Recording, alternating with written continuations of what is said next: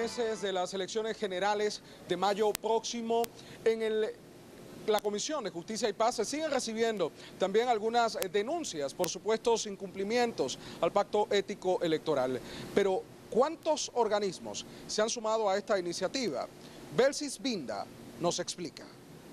El pacto ético electoral convoca a los partidos políticos del país con la finalidad de que ante la comunidad los mismos asuman la responsabilidad de realizar un torneo electoral transparente que propicie el ambiente de confianza y respeto al sufragio.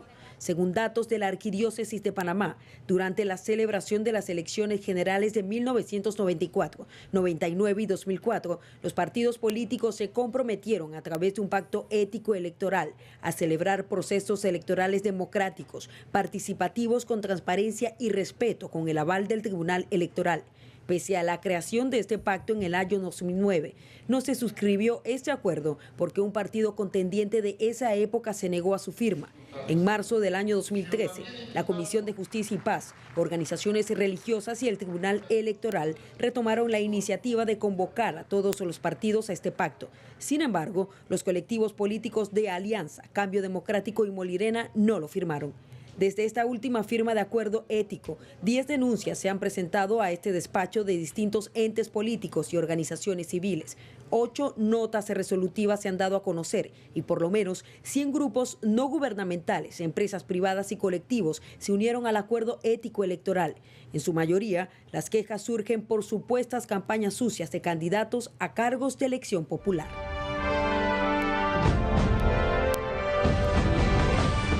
A mi lado se encuentra Jorge. Él quiere hacerle una interesante pregunta al magistrado Heriberto Araúz. ¿Cuál es tu pregunta, Jorge? Muy buenas noches. Primero que nada, quisiera felicitarlo por reconocer el rol de los jóvenes en las elecciones del 2014. Sin embargo, le quisiera hacer dos preguntas, una pregunta compuesta. ¿Qué entes extranjeros supervisarán las elecciones en las próximas elecciones en el 2014? Y en el caso que algún día en Panamá se diera un fraude electoral a nivel presidencial, ¿cuál sería el procedimiento a seguir y quién asumiría el rol presidente? Tu pregunta es para el magistrado Heriberto Araúz. Sí, exactamente.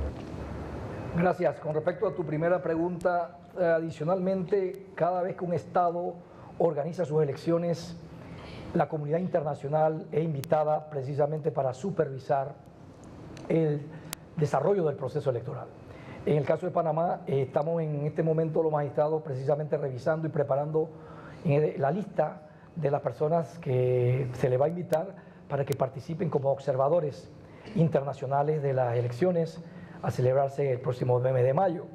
Organismos internacionales como la OEA, como la ONU, incluso estamos teniendo acercamiento con el Centro Carter para efecto de que acudan, como lo han hecho en elecciones anteriores o en procesos electorales anteriores, al país y el día de las elecciones puedan de viva voz, en el terreno de los hechos, presenciar el desarrollo del proceso electoral y al final hacen, por supuesto, estos observadores internacionales del continente, de otros países del mundo, hacen sus informes indicando las recomendaciones o sugerencias que después el Tribunal Electoral revisará para efecto de hacer los ajustes que sean necesarios al proceso electoral y a la legislación electoral.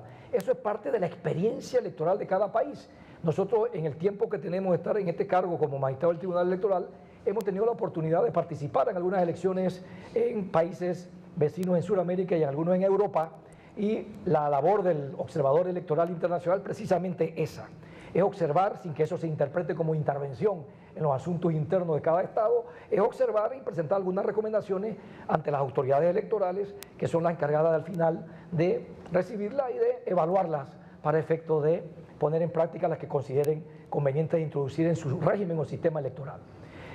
Con respecto a la segunda pregunta, es muy difícil cuando un organismo electoral en un Estado de Derecho goza de independencia, de autonomía, como en el caso de Panamá ocurre con el Tribunal Electoral, es muy difícil que ocurra un fraude electoral en lo que se refiere a la elección fundamentalmente del presidente de la República, que es la máxima figura, el máximo cargo de elección popular de un Estado.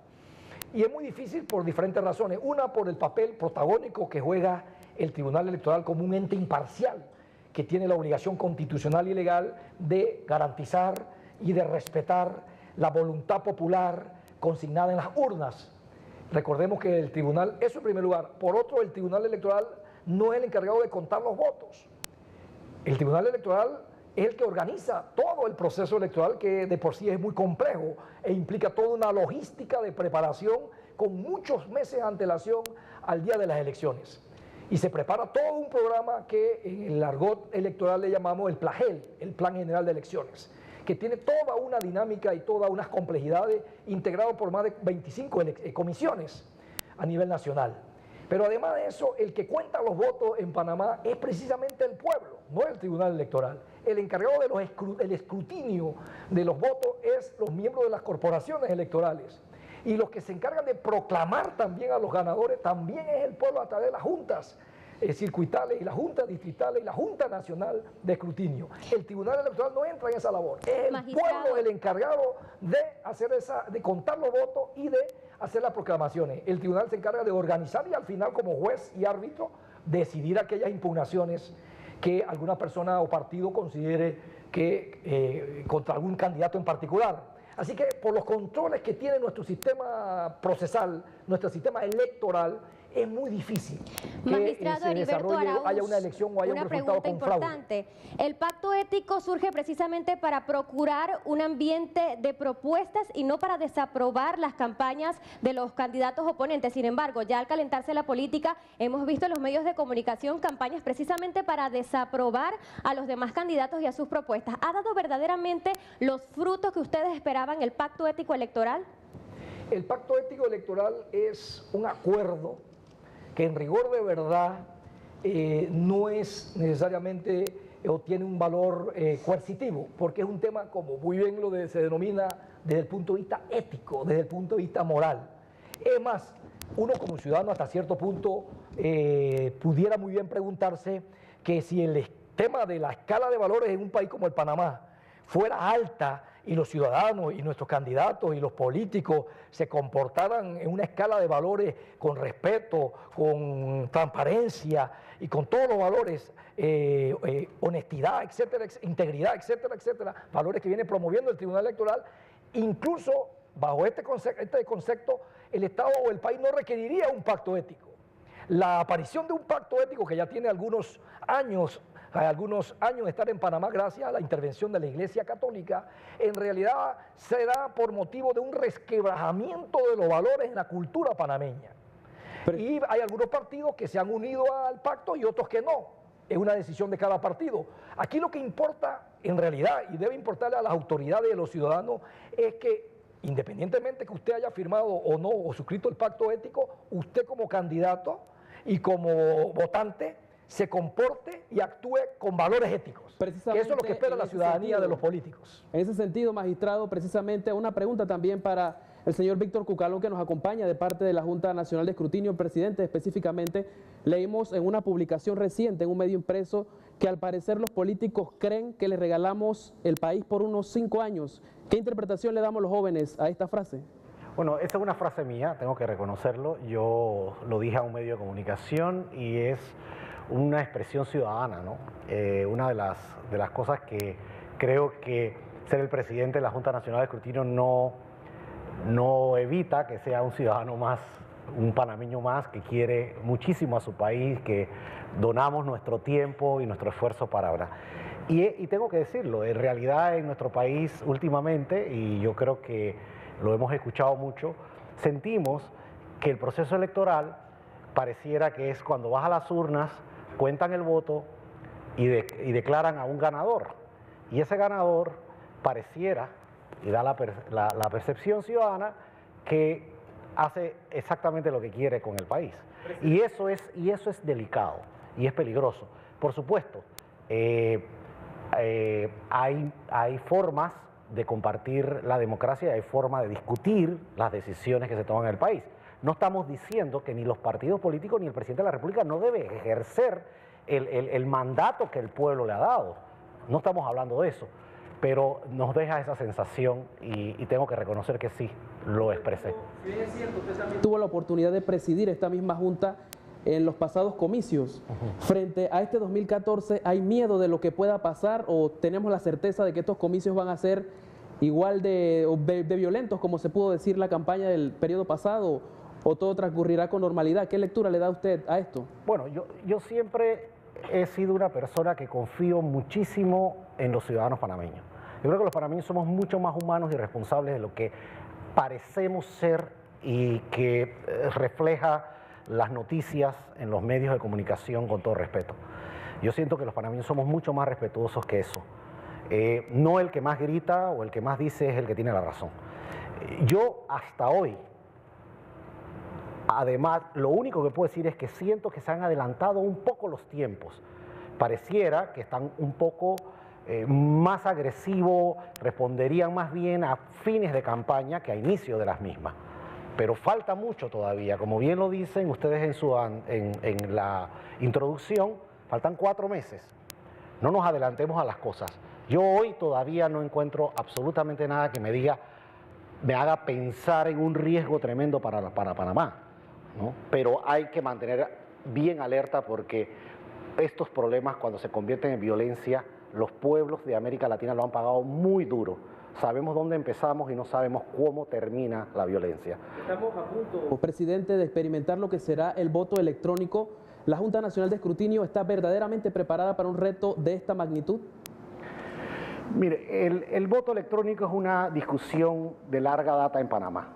No es nuevo, no es algo que salió para estas elecciones, ya se habló en el año 2009. De hecho, se han hecho pruebas, el Tribunal Electoral la ha hecho y seguramente podemos averiguar y darnos cuenta que así ha sido.